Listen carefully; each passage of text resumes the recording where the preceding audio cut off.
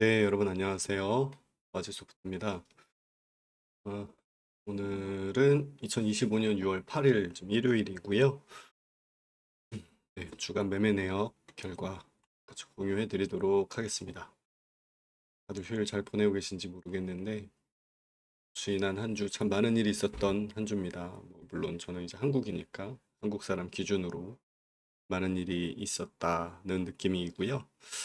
자, 우선 지난주 매매 내역부터 먼저 확인을 해 보도록 하겠습니다. 일, 월, 화, 수, 목, 금인데 금요일 날은 바로 원웨이로 하면서 손실이 좀 있었고요. 금요일을 제외하고 월, 화, 수, 목은 다행히 수익이 좀 났고 285만 원까지 수익이 났다가 금요일 날 약간 손실을 보면서 110만 원으로 주간 누적 순익은 그렇게 마무리가 됐습니다. 5월 달에도 다행히 이제 월별 손익이 났고 6월 달 시작도 괜찮은 상태고요. 나쁘지 않습니다. 자, 지난 한 주간의 장의 흐름을 조금 같이 돌아보도록 하겠습니다. 지난 6월 1일, 6월 2일부터 금요일까지 장세인데 어쨌든 상승장으로 마무리가 됐죠. 밑에서 시작해서 위에서 마무리가 됐는데 일단 그 과정에서 여기에서 트럼프랑 중국 그리고 트럼프와 좀 머스크 관련된 그런 이슈들이 생기면서 잠깐 이제 금요일 날 이 목요일 밤장이죠. 목요일 밤장에서 약간 눌렸다가 다시 제자리로 올라왔다라고 보면 될 것 같습니다. 지금 주말 동안에 나오는 뉴스로는 트럼프와 머스크의 관계가 조금 이제 그 뉴스 하나, 트럼프의 발언 하나하나에 조금 반응이 생길 만한 그런 뉴스들이 조금 나오고 있어요. 가장 최근에 본 뉴스는 이제 트럼프가 머스크와 이제 관계 개선을 할 계획이 없고, 그러니까 본인의 정책을 비난했다라는 이유로 좀 다시 사이가 좀 멀어지는 느낌이 좀 강하게 들고 있습니다.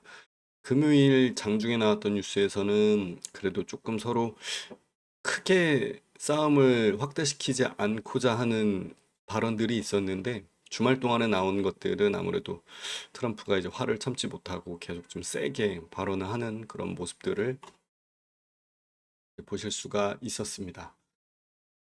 지금 일단 뭐 그 상황에서에 대해서는 뭐 그렇게 설명을 좀 드릴 수 있고 개별주로 넘어가면 일단 엔비디아가 지금 현재 많이 내려왔었어요. 이제 고가 대비 지금 152불에서 거의 뭐 거진 반토막까지 내려왔다가 다시 전고점 부근까지 올라와 있는 상태고 MS 마이크로소프트로 보여드리자면 마이크로소프트는 전고점을 돌파를 살짝 했습니다.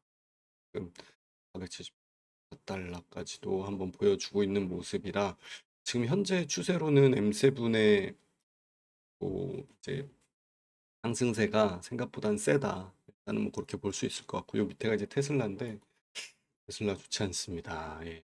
올라갈 법 하다가 이게 이제 주봉인데 5월 달까지 가다가 지금 트럼프와의 사이가 조금 멀어지고 있다라는 이야기에 많이 내려왔거든요. 예, 뭐 아시는 분들은 아시겠지만 9일이 월요일이니까 월, 화, 수, 9, 10, 11, 12 월, 화, 수, 목요일 날 그 로보택시에 대해서 이제 로보택시 발표가 있기 때문에 전에 눌려 있던 게 다시 박자상으로는 이제 엇박이 되겠죠. 이 M세분들이 올라가는 박자, 요 박자와 어긋나게 그 이후 이번 주 말부터 해서 다음 주부터 해서 상승이 좀 나오지 않을까 예상을 하고 있고 로보택시가 나오면 일단은 거의 이게 자리가 원체 고점이다라고 했을 때는 당연히 기대했던 것보다 좋냐, 기대했던 것보다 나쁘냐에 대한 기대치 대비에 대한 이제 상승 여력을 판단을 할 텐데 지금은 원체 많이 내려와 있기 때문에 일단 그 뉴스 자체가 무조건 호재가 될 가능성이 많아 보입니다.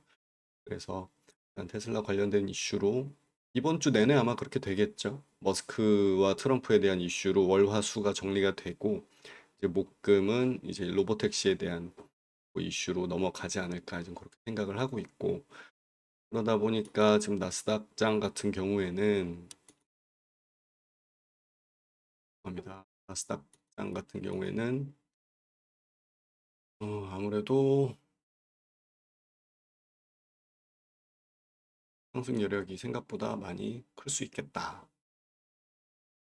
상승 여력이 많이 커질 것으로 보이고 지금 뭐 전고점이 22,300선인데 거의 다 왔죠. 한 500포인트가 남아 있고 이미 지금 이게 이제 주봉 20선과 60선인데 20선의 방향은 거의 다 틀어놨기 때문에 올라가는 데에는 그렇게 오래 걸리지 않을 것이다 라고 관측을 해볼 수 있습니다. 아마 6월 달에는 사실 큰 악재가 있을 게 없어요. 원래대로라면 1, 2, 3, 4, 5까지 해서 연초에 보통 큰 상승장을 만들어내고 6, 7, 8 그 휴가철에는 보통은 이제 그 눌리는 패턴이 원래 정석인데 올해는 여러분들 아시겠지만 여기가 이제 1월인데 요 1월 때부터 지금 뭐 거의 4월까지 내렸기 때문에 요거에 대해서 빠르게 반납하기에도 지금 바쁜 시간. 그리고 요 이후로는 아마 6, 7, 8이 큰 대세 상승을 좀 가져다 주지 않을까. 요즘 AI 관련된 이슈들도 생각보다 이제 뉴스가 좀 나오고 있고 하기 때문에 아마 그렇게 보시면 예측이 되고 여러분들도 좀 그렇게 생각하고 매매를 하시면 아마 될 것 같습니다.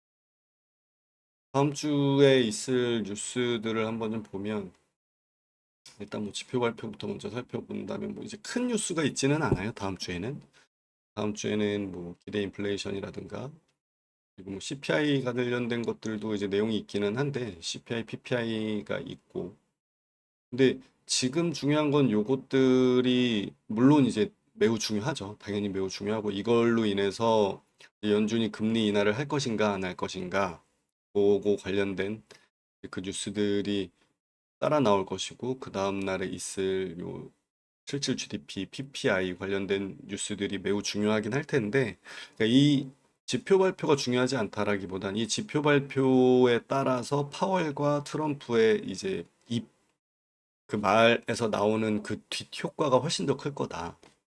그 당장 요 지표 발표에는 이제 장이 많이 움직이기는 하겠지만 이것만으로 장이 상승하거나 이것만으로 장이 하락하지는 않을 거고 이 뒤에 나오는 트럼프의 어떤 무역 관련된 이슈와 더해져서 트럼프의 어떤 금리나 파월을 압박하는 발언 그리고 그 다음 연준 의장도 어느 정도 선택을 해놨다는 뉴스도 지금 심심치 않게 들리고 있기 때문에 그거 관련된 뉴스가 오히려 더 큰 파급력을 줄 거라고 생각이 되고 개별 기업 이슈는 아무래도 누가 봐도 로보택시가 되겠죠.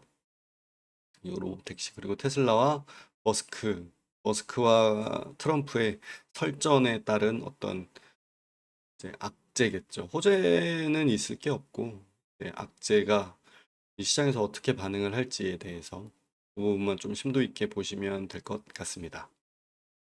이번 주 장은 그래도 좀 괜찮게 잘 마무리가 된 것 같고요. 다음 주도 요 전고점 돌파를 이번 주에 하게 될지 혹은 이번 주 다음 주까지 가게 될지는 한번 지켜보도록 하겠는데 제가 봤을 때는 이번 주 안에 마무리가 요 전고점 돌파하면 이 전고점이 말 그대로 어, 신고가거든요. 이 신고가 돌파하는 시점이 언제가 될지 한번 지켜보도록 하겠습니다.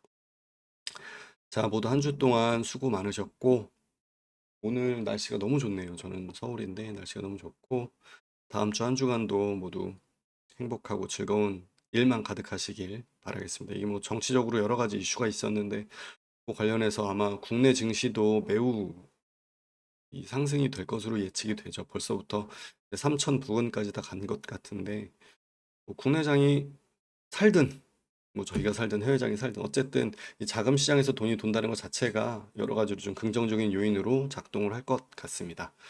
자, 모두 한 주간 수고하셨고 즐거운 주말 되시고 다음 주도 모두 행복한 한 주가 되시길 진심으로 바라겠습니다. 자, 모두 수고하셨고요. 감사합니다.